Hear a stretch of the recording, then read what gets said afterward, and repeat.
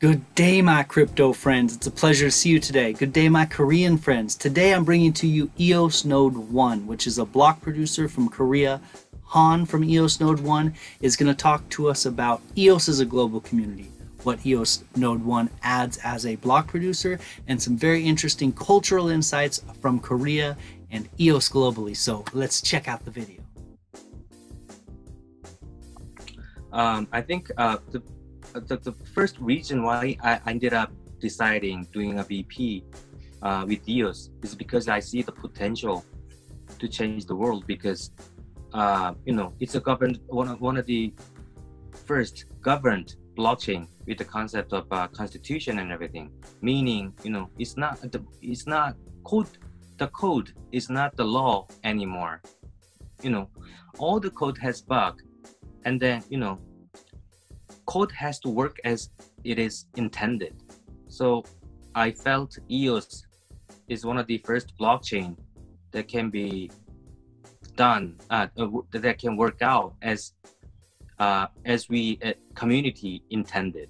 So there's a governance layer, And that's the big difference. And that's it's funny. EOS has been getting a lot of criticism because of the governance layer, but what you've said is that it's very early here. It's only a couple weeks into the main net launch, and there's a lot of things that need to be figured out. There's a lot of things that have to be ironed out, and over time that it should get smoother.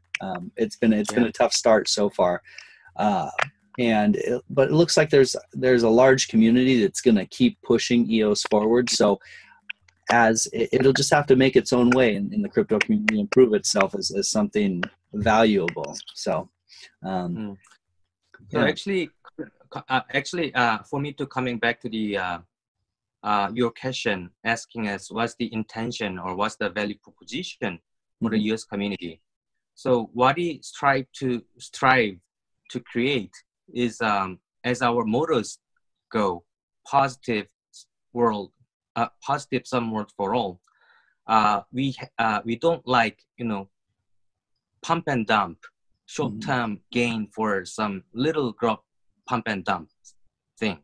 Instead, we like long-term gain for everybody engaged.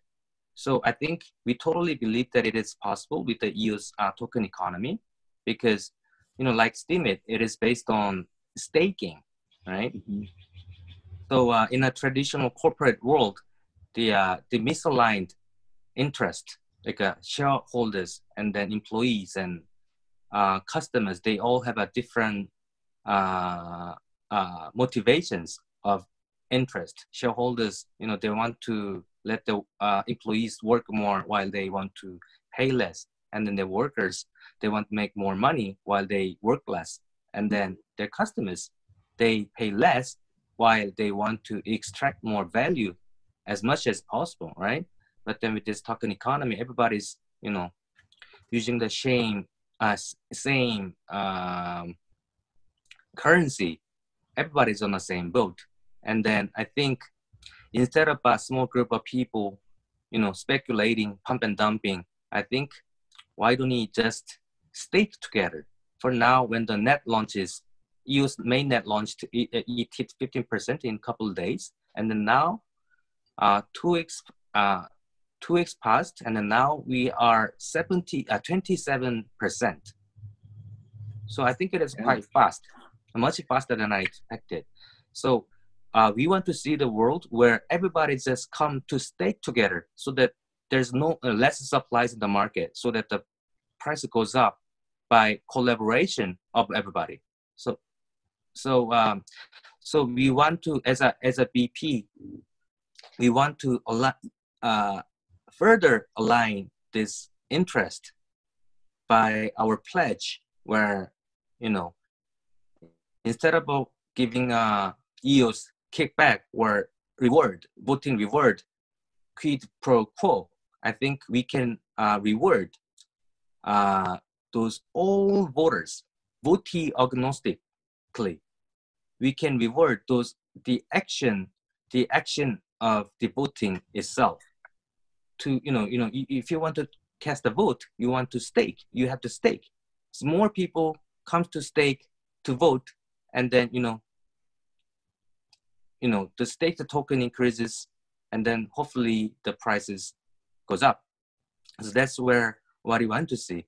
So how we do that? So instead of giving back EOS tokens to all the voters, I think we can further align the interest by accelerate the DApps, and then the tokens that will be issued by those DApps, we airdrop those tokens to those who staked to vote. Okay. Because those voters, they'll get the DApps airdrops, and then they have a motivation to use that app. So it's all interest aligned. There's a lot of people think and say that EOS is like real estate, while Ethereum is like oil, right? So it's really true. So as a landlord, and then you have a building, and then on the first floor of your building, there's a Starbucks comes in, and then Starbucks gives you a free coupon to drink for free. I think it is something like that. So if you have some shops on your building, you naturally want your shop who's in your building to succeed, right? So you want to help them. So I think in that way, that's interest that is aligned. So my background is startup VC and startup accelerator. So actually, I'm doing this BP business as a entrepreneur in residence, as one of the blockchain startup accelerator. Oh. So so I think once the net is stabilized, I think we just go find right dApps to do that. Yeah, that's great. And your background is you run a blockchain accelerator, or excuse me, you were a VC and you were running a startup accelerator, or is that something you're going to run a blockchain accelerator now? Or were you doing that in the past, or are you starting that with EOS NodeOne? So a little bit of my background. So I began my career in 2008 in San Francisco in what is it? The sentiment analysis startup. And I come back to Korea, and then I ended up becoming a founding member of one of the biggest early stage focused startup fund with about $500 million. So the money came from top 20 banks in Korea as a donation. Mm-hmm. And then with that money, I was supposed to, support the startup. Okay. It was back then in 2012. And then I thought, why don't I just make some sort of big campus, because back then there were no concept of accelerator in Korea. So I thought I was gonna make a accelerator and an incubator, proper, startup, tech-focused startup incubator. So I ended up building this incubator called the DCamp, which is now one of the top 3 biggest startup campus in Korea. And then in 2013, there's this guy named Tony Liu, who graduated from Singularity University. He just walked in as a one person and then asked us, hey, DCamp, I want to build a Bitcoin exchange, the first Bitcoin exchange in Korea. Would you invest in us? So I was like, what is Bitcoin? So that's back then when I first exposed to Bitcoin. I studied blockchain a little bit, but then still don't get what it is. But then we just ended up investing in them. So it's a little small money, like very small money. But then for him, it's such a big credential, because blockchain is alternative or money disruptor. And then for them to get investment from the fund, which is backed by top 20 major banks in Korea, which is very conservative, it was a big credential for them, right? Yeah. So he ended up getting funding from Pantara Capital, and then, it's been pretty successful as the first crypto exchange in Korea. And then 4 years passed. Last year, he came to us and then, hey, we sold my company. I sold my company to one of the top game company at $95 million. Oh, So wow. I'm amazed. Yeah. So it took only 4 years, 4 years, and the $95 million. One person, 4 year, from nothing to $95 million. So that's pretty much when I just came back from Burning Man, attending Burning Man for the first time, where I met all the crypto, millionaires, and then people who wants to build, Burning Man like world in real world, right? Yeah. And that's when I first realized the concept of how community matters, and then what blockchain can do for the community. So it's pretty much last September when I get really decided, oh, my 2018, 19, 20, it'll be all blockchain. Yeah. So yeah, that's, yeah. I think that's really, I think that's the switch for a lot of people, the thing when they really dive into cryptocurrency or blockchain and they start to believe in it and they kind of, everything else falls away is when they, I think when they see that community aspect, when they have that, that realization that, oh, you know what, this isn't just another startup, or, oh, this isn't just a pump and dump. This is something that we can actually have some sort of cultural impact, where if someone has value to add, then we can reward them for that value that they're adding, just like we were used to able to do in tribes. If someone was just, maybe they were just a good storyteller, but they were adding something valuable to the community, and they were revered with, they had status because they had some sort of value. With the world now being with the current structure, which isn't bad, it's just it's very competitive, and a lot of people are left behind if they aren't really aggressive, and or if they're just born in the wrong part of the world. You can be born in a lot of places in the world, and unfortunately the infrastructure is not there for you to add value and be compensated for it. So for me, and I think for a lot of people, the shift that we see when we want to go all in and be a part of blockchain is we see that, oh, wait, we can be a global community. We can help all those people who have value to add. We can give them an avenue to do it. And there's plenty of resources out there in the world now for us to all be able to work together, take care of each other, and actually make it a better place. And the blockchain may be that avenue. And I think that's the aha moment for a lot of people when they decide, okay, I want to be a part of blockchain. I don't care how, I'm going to find a way. So. Yeah. So Amen. Yeah. So I think, I thought when I jumped in, when I met Corbett, the first crypto exchange for the first time, I bought some Bitcoin, right? And I sold everything when it hit $2,000 in the last year, right? And then when it hit $5,000, oh shit, this is something here, right? And then when it hit almost $20,000, I felt, that's pretty much when I decided to come into this scene for the full time. And then later what I'm realizing is that I jumped into this world because partly but speculation purpose, I gotta make a lot of money doing this, right?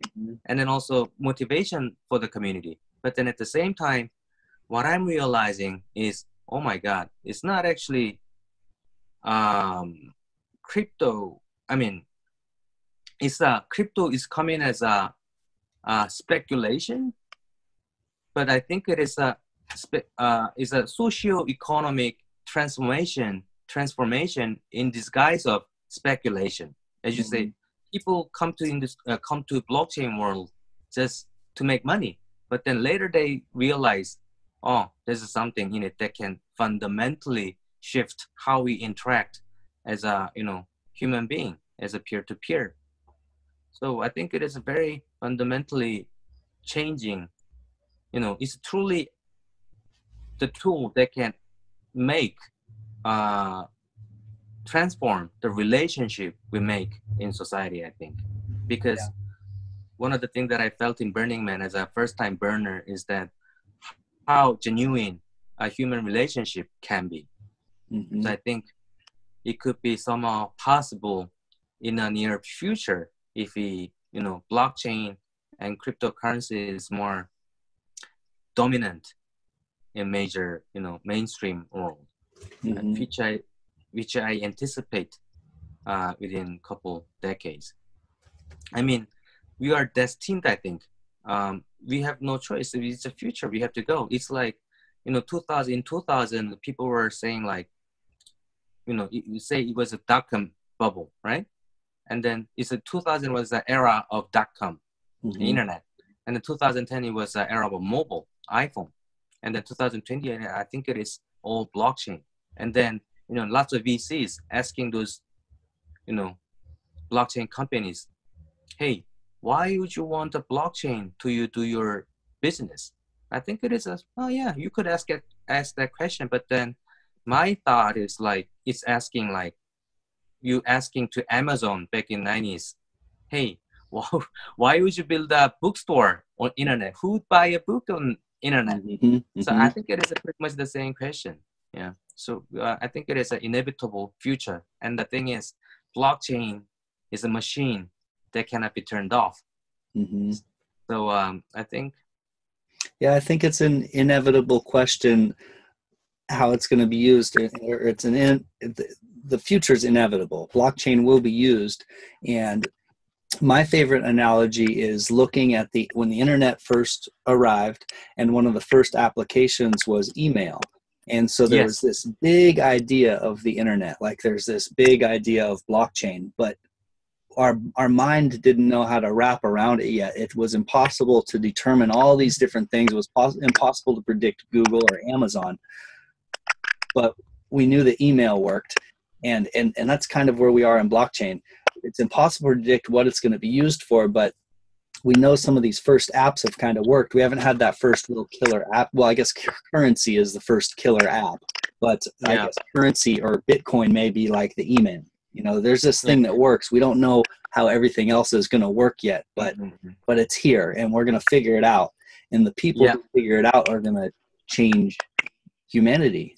So exactly. I mean, I think everybody talks about killer app. What's going to be the killer app of the blockchain? But Ethereum's got this killer app. ICO, right? Yeah.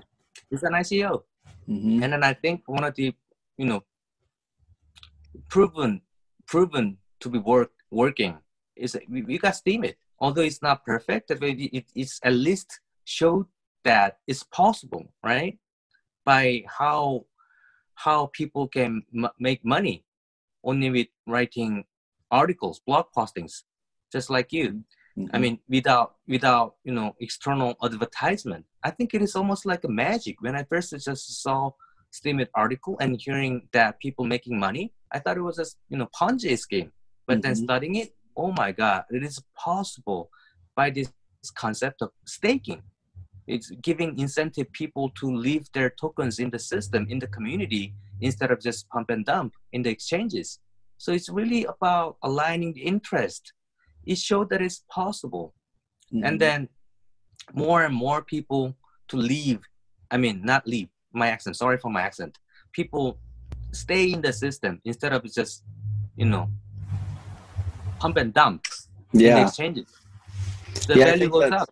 Yeah, that's the big game changer with the interesting angle that DPOS takes, like with Steemit or with EOS, is that the staking, and that really is a game changer because it gives some sort of stabilization. It gives some sort of incentive to you. If you want to be a part of this chain, then you hold your tokens on this chain, and it's not a pump and dump.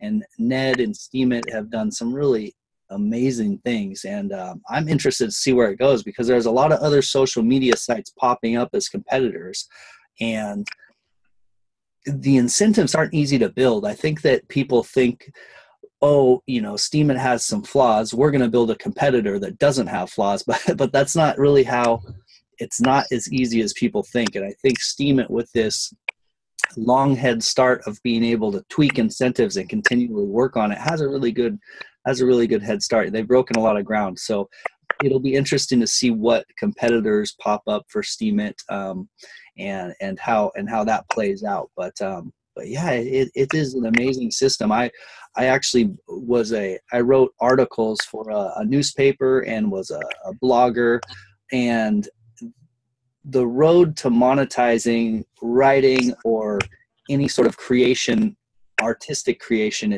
has been in the past really tough. You know, it was a road that most people couldn't take. But when Steemit came along, you could jump onto Steemit and you could at least make something for your writing or for your videos as a new creator. And that was that's the only reason that I became a creator, was because, okay, there's actually a road that I can see there's a possibility of monetizing.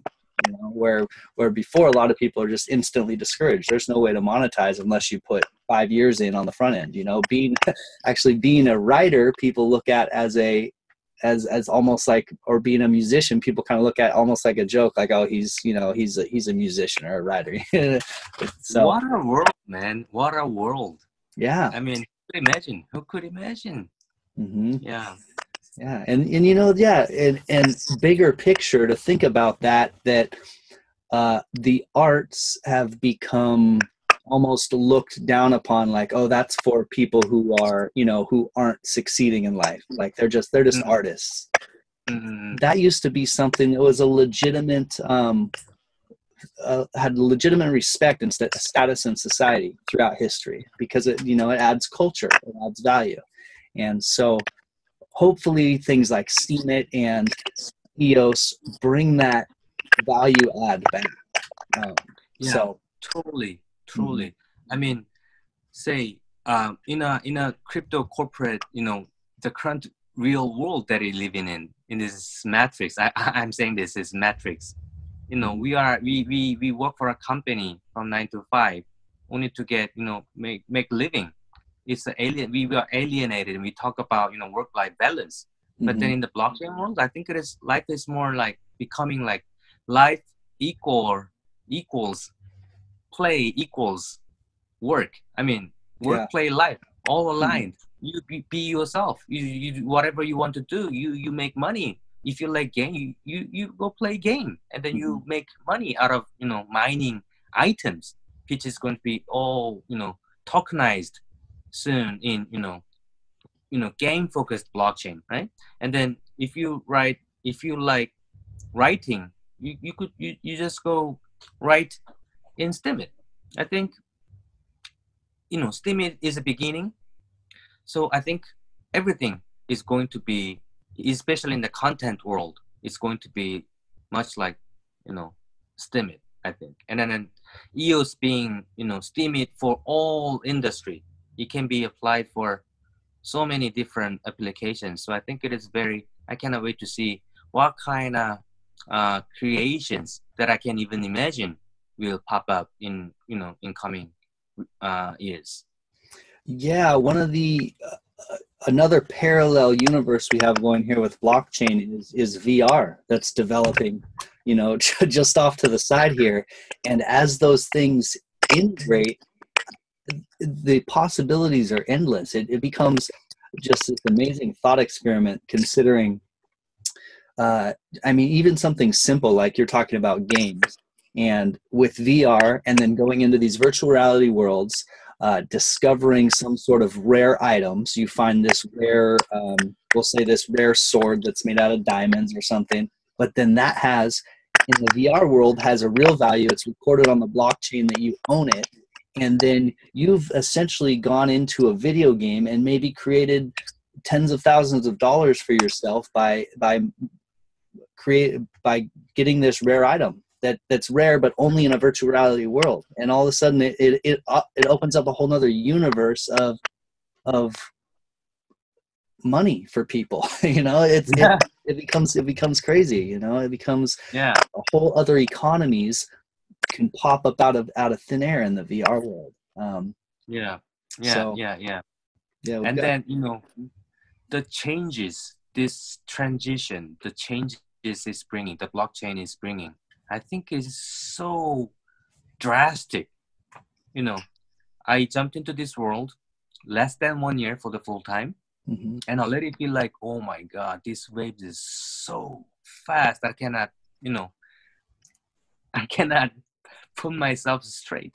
I mean, you know, in a fiat world, I used to while I was working for a corporate, you know, I would, you know, working 9 to 5, and then I work mostly on based on, you know, emails. But then I realized, oh my God, I'm not using emails anymore. Yeah. So Telegram. It's all Telegram. You know, like 3-4 years ago, you know, if you work with Chinese, they don't use emails too much because they got WeChat. Yeah. Right. And then, you know, in the blockchain world, everybody's on Telegram. And I realized, wow, Telegram world is really like Chinese. You know, the way they work, the way we work is really almost feels like, oh my God, I'm feeling like I'm working with Chinese. It's a culture. It's so how do I say? There's a sense of immediacy. Yeah. Because it's really about taking initiative. Who's gonna contribute for the community early, faster, quicker, and then, you know, it's really competition of the contribution for the whole community. I think this concept of, you know, marketing or concept of market, the corporate versus market, I think it is getting obsolete because it's, in the end, ultimately, it's all becoming one community, and it's really about, you know, one member of a community contributing for the whole community, and then it's going to be automatically rewarded. So it's only contribution. There's no sales. There's no. I think we are going there, although we are not fully there, but we are going there. Yeah, you know, a good example of that, my wife was just telling me, she's a developer like we talked about. She was telling me that she went to a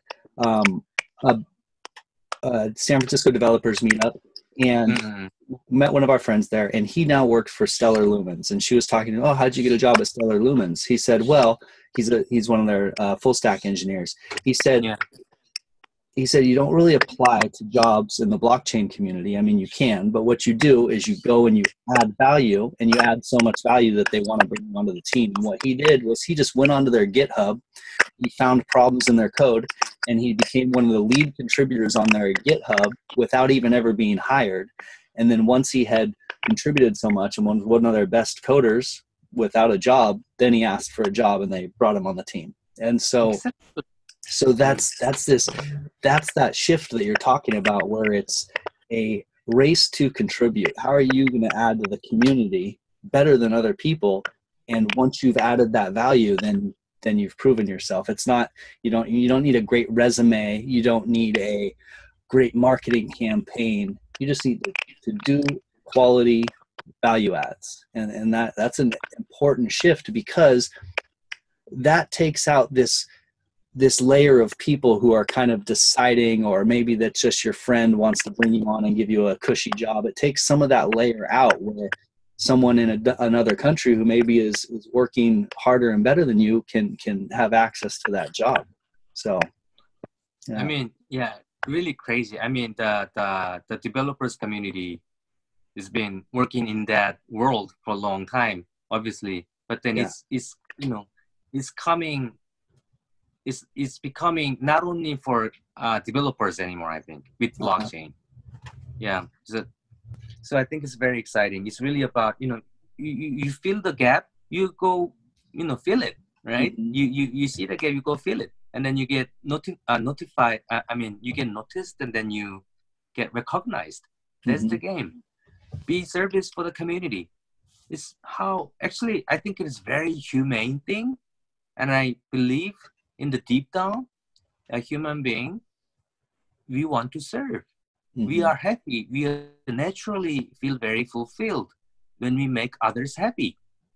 But then somehow within you know, current society, we are alienated to do that. We forgot, you know, our nature is that. So actually, there's so many people who makes lots of money and yet feeling so empty, unfulfilled. But then many people, even it's not only in the developers community. They're not making money, but then they just do whatever they see the community needs, and then they get recognized, and then they're fulfilled. It's happiness, a little small, mundane happiness. We can find a little sense of fulfillment, and then I think it aligns with what Phil Messonnier was saying in mainnet launch go no go discussions as well. Like when he said, working this 1 year for this project is such a contribution, and then he feel fulfilled for life throughout his career. Such a beautiful thing.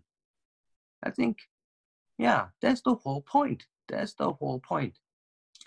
So I think life can be much beautiful with blockchain, and I want to make it happen quicker. Yeah. So yeah. And on that fulfillment note, that was my my screen name, or my at name, at Happy Money Man. Happy. Happy is happy is a simplified word for it's boiling down, but what you're talking about, fulfillment, families, human connections, community, some sort of bringing global support for people who don't have it. But this fulfillment comes first. It comes before money. It's happiness, fulfillment, then money, and then that's the equation. So that's why Happy Money Man, a lot of people think it's because I'm happy because I have money, but it's happiness and fulfillment comes before money in the equation, and that's the meaning of my name. Because that means a lot to me. And so when Phil Messonnier was talking about how he has now kind of feels like he's fulfilled himself after this long career, that was a beautiful thing. That really hit home. I like to hear him talk about that. That was cool. This is beautiful. Yeah, we're in a brave new world. What do you think? What do you think's next for EOS? What do you think the next maybe 3 months has in store for the chain? I don't know. I just I'm not logical person. I'm very intuitive, gut feeling person. I just do what I feel like to do. So I cannot really tell what's going to be like in coming couple of months. But then my feelings, the obvious work is a worker proposal that has to be set up properly, and also ECAF, the arbitration process has to be also set up. And there's so many things to be done. There's going to be DApps. So many DApps are come to me asking, hey, we want to build a DApp on EOS, but then we don't really know how much tokens we're gonna have to stake so that they have computing resources. So we know that how much EOS tokens will buy, how much amount of RAM we can buy. Now there's a calculator, but then the problem is the DApps. There's not many DApps knows how much computing power they need. So there's some gaps that has to be educated also. And I'm talking about the Korean DApps, because these are the questions that I get quite often. So I just put them to my tech team. So testing, educating DApps, and building up developers community. So Did you say there was a calculator? Did you say there was a calculator to know how much EOS you need to hold to run a DApp? Yeah, there's one that EOS New York has built. I don't recall the URL at the moment, but then you can look it up. Yeah, I can look that up. Well, I haven't seen that yet. Computing resource calculator or something like that. Yeah, that's a common question I've heard as well. And how many DApps do you guys have coming to you wanting to be part of? And do you run an actual incubator where people are going to stay full? Can you still hear me?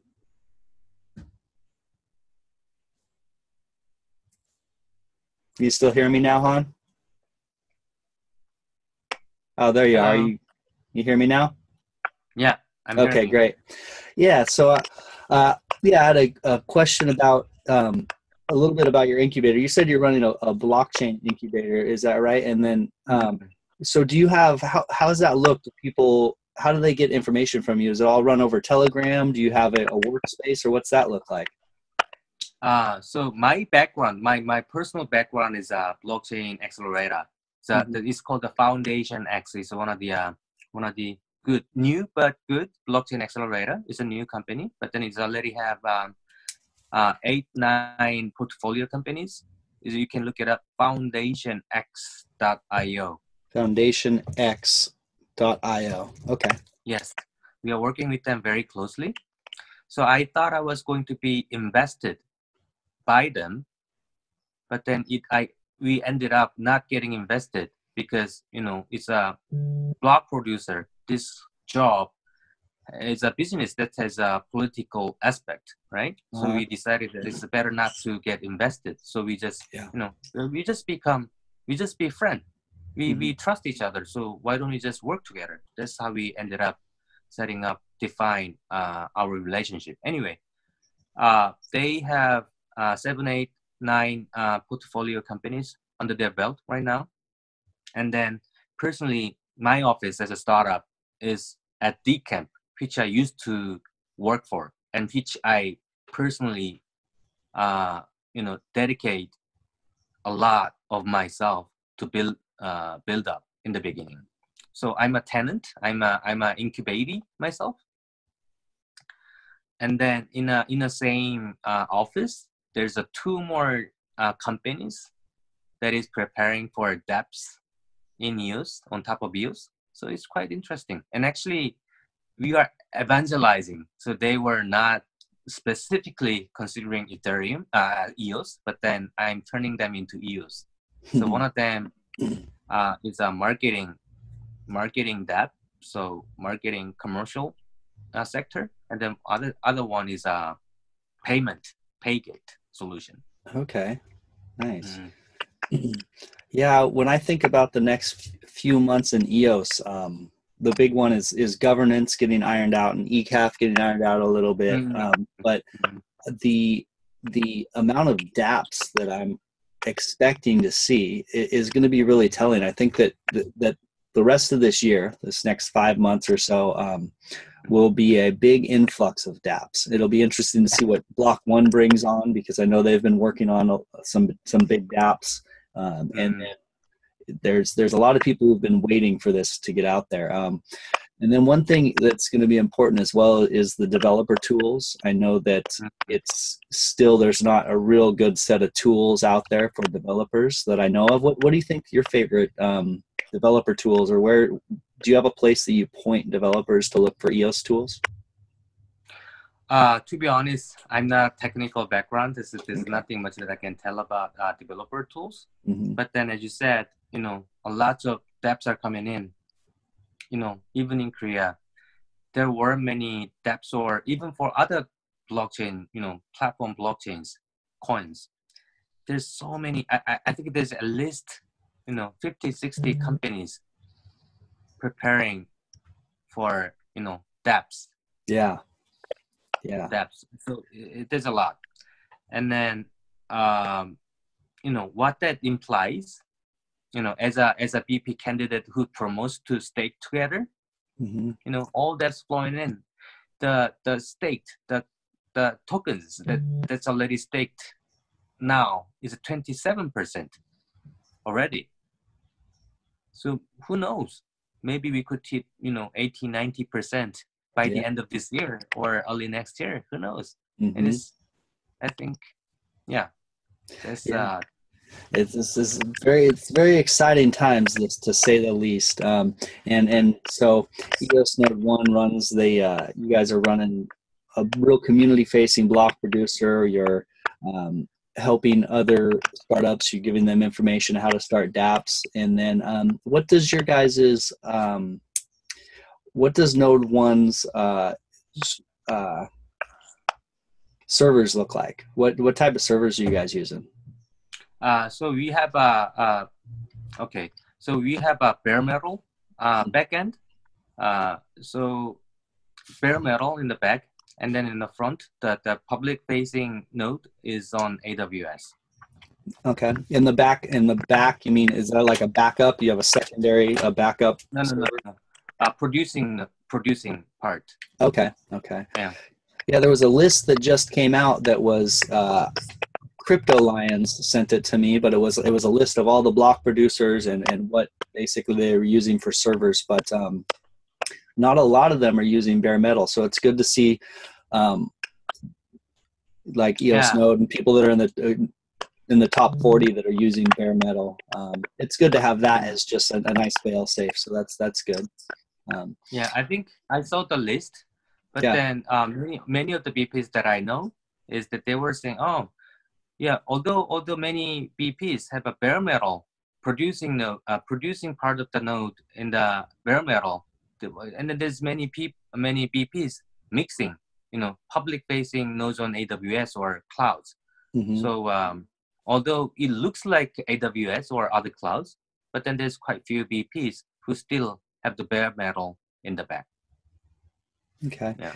And so you're saying the list is showing more bare metal or less bare metal than it Less bare metal.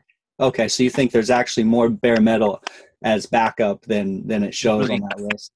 Okay, that makes sense. So I guess then maybe EOS NodeOne may be an example of you guys maybe on that list aren't showing bare metal because it's the producing node. We looks like AWS because our public facing endpoint is on AWS, but then we are actually all the core part is in bare metal. Okay. Okay, that makes sense. That's good information. It's you have to dig into all these little things. It takes a lot of it takes a lot of work to get all the information out there. Yeah. Do your own research. That's why we're here. Yeah.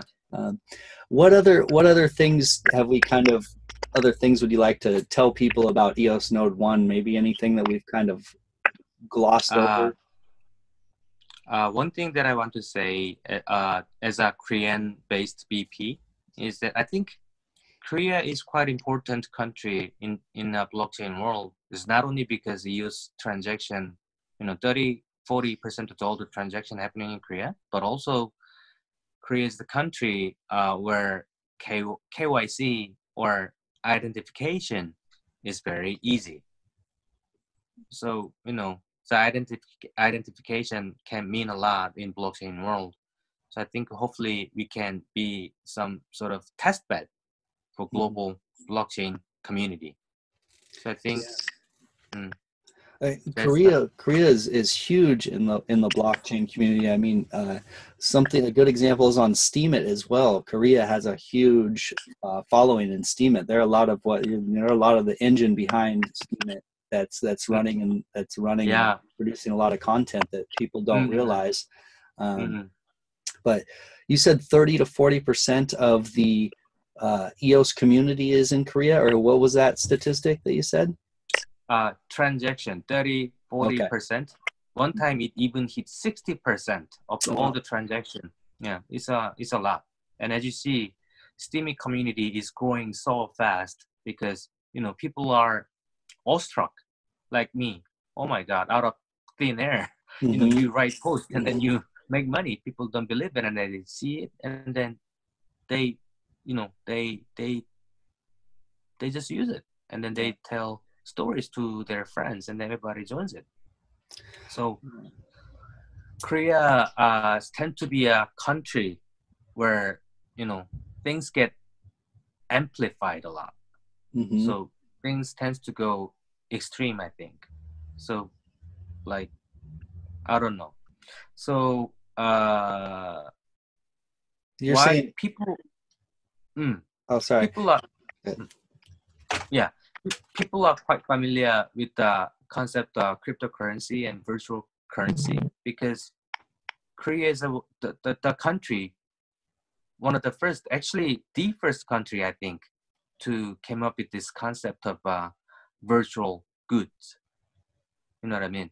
So people ended up inventing realizing that, oh, hey, playing games, oh, I can actually monetize the items that I make in the game. Mm-hmm. So somebody built one of the first item offline, a fiat world item marketplace online. And then, Korea, from even from the game world, we as a people, Korean people, are naturally very familiar with the concept of the virtual goods and virtual money. So I think that's why, including EOS, all the cryptocurrencies, Korea takes such a huge proportion of the global market. And then actually how Brock Pierce, he also from a game item market world, right? Mm-hmm. So there's lots of alignment, I think. Yeah, and you said that things are really amplified in Korea, and so you're saying something like Steemit or something like EOS, when a group gets behind it, then a lot of people kind of jump on it quickly and all work together on it. Is that what you mean? So things take off fast. So Korea is very homogeneous country. Okay. So there's not much diversity in terms of ethnicity or in terms of languages or whatever. Mm-hmm. So if you go to India or if you go to China, there's so many different languages and dialects, right? Mm-hmm. But then Korea is really homogeneous. For example, Korean population is 50 million, and then almost 25 million is living in Greater Seoul area. Wow. So it's a huge city, 25 million people. Yeah. So if something happens, so it's so instant that everybody just know it. And then if some people, if something hits the tipping point, it goes really, really fast, like wildfire. Yeah, so, I can see that. Where do you think something like Steemit is on that spectrum? How many people, is it getting close to a tipping point in Korea, or is it still kind of not many people know about it? I would say in the last year, I cannot remember this exact number, but then what I remember is that, say 5-6 months ago, Korea was only 13th place in terms of the rank in the country, which country in the list where which country is most active in Steemit. Mm-hmm. But then Korea is now number 2 or 3 or 1, I think, right? Right next to US or, yeah. So I think people were writing about, hey, I'm making money on Steemit. And then they repost that in their Facebook. And then people say, hey, you make money or writing article? And then everybody just follow it. And then there's more testimonials, and then people just go do it. Yeah. So even us, I said that we announced our candidacy on May 4th, right? Mm-hmm. And then we have 5,000 followers, and then 3,700 Telegram group members. Wow! It all happened just in 1 month. Just 1 month. Yeah, that's amazing. That's a good thing for people in blockchain to understand, and that's something I hadn't put together.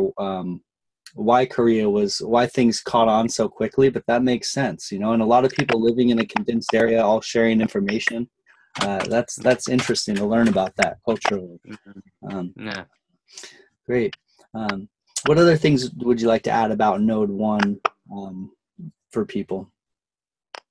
So I think not much at the moment, but then we want to contribute to the community. Mm-hmm. As every BP has a different backgrounds. We came from our unique background and unique intention, and I think this diversity can make the community strong. Yeah. And then and then as our name says, NodeOne, because I think we are we are big one community. That's why we are not one. Mm-hmm. Then, Okay. by organizing this event on July 20th, I think it's the right timing in the right place. So I think, everybody in the community come join us to, mingle and then make the better EOS community. That's great. Well, I'll give a little summary about NodeOne, and then I'll let you give, any final thoughts you'd like and say farewell to our crypto friends here. But so from what I understand of NodeOne, it's a community-facing, and it's really focused on community, building up people, companies that want to do DApps, giving information to the community about what EOS is, what's next for EOS, and how to help with it. And then building, we've got this blockchain week coming up, but building the actual personal relationships with people. And then it's about diversity, because NodeOne is one of the representatives for Korea. So to have representatives on continents all around the world is important. And to me, what NodeOne feels like is part of a glue for a global community. So it's one of those that's bringing people together, meeting, reaching out, and kind of spanning gaps between countries. And I think that's an important aspect. So apart from your guys' technical, what you're doing technically for producing nodes, but every block producer's adds in their own way, and that's kind of where I see you guys having a big value add for EOS. So I really appreciate you coming on the show, Han, and it's fun to talk to you. And any final thoughts or anything you'd like to add, and then you can go ahead and say goodbye to our friends here. Okay, blockchain. With blockchain, we can go where we can all win together. It's not zero-sum game. We can play win-win game. And as a block producer, we want a long-term game for everybody, not just a short-term game for just somebody. So let's stay together and let's cast as many votes as possible. Let's spread it and then win together. So stake and vote, including NodeOne. Hopefully. Thank you. Yeah. Cheers, my Steem friends. The money is not the prime asset in life. Time is, and your time is.